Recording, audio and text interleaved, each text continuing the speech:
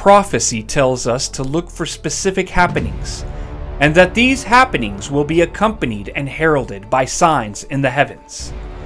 Recently, there have been significant signs in the heavens.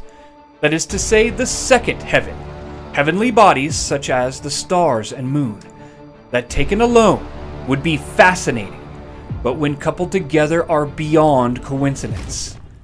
The majority of these started with the tetrad of 2014-2015, correlating with the events described in the 6th book of Revelation, when the first 4 seals are opened.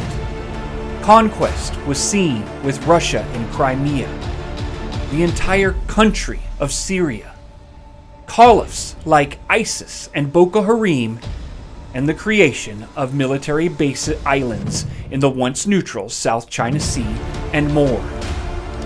1,000-point stock market crashes, wars upon wars, and Ebola outbreaks, riots, and terrorist attacks defined this time. This pressure would be felt by the entire world until the Shemitah and Year of Jubilee of 2017.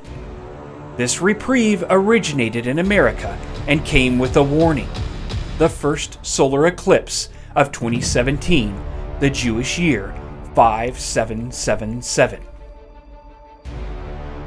This prevalent type of full solar eclipse isn't usually seen twice within 100 years over the United States, and would be the first since 1918 to stretch coast to coast, and the first since the birth year of the nation in 1776 to occur only in America.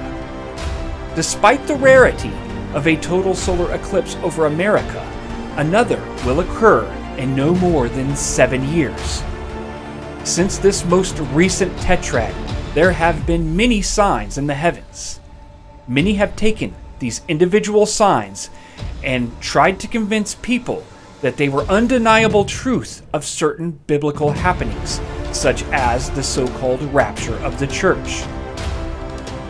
Others have dismissed them as no more than fascinating but acceptably random happenings. The first presumes much from a little, and the latter would have a good point if these phenomena were taken alone.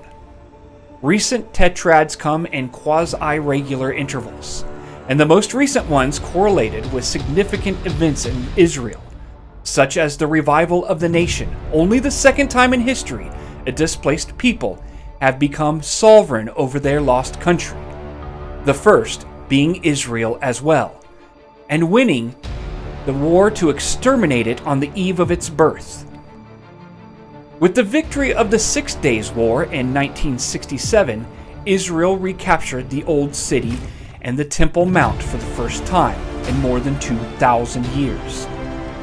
And then following the Palestinian Rocket War of 2014, the acknowledgement by the free world that Jerusalem is the capital of Israel and Israel is sovereign over its ancestral territory given to it by God so many thousands of years ago. There is also the sign of Jupiter in the constellation Virgo for the approximate length of a human pregnancy in September of 2017, something that hasn't happened in over 180 years, alluding to the prophecy in Revelation.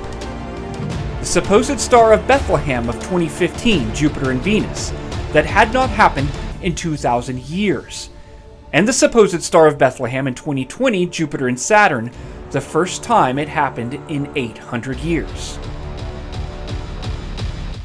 More wonders of the second heavens increase in number, and if taken alone may not impress, but when all of these things happen together for the first time in hundreds and thousands of years, all in the few years with events correlating to prophecy, that is the signs in the heaven Christians should be looking for.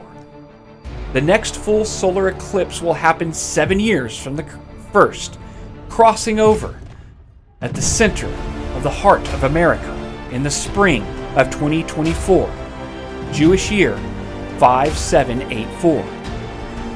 And it is the next truly unprecedented heavenly event that we can predict, and the prudent Christian should consider that it may only be a harbinger of the next significant prophetic event.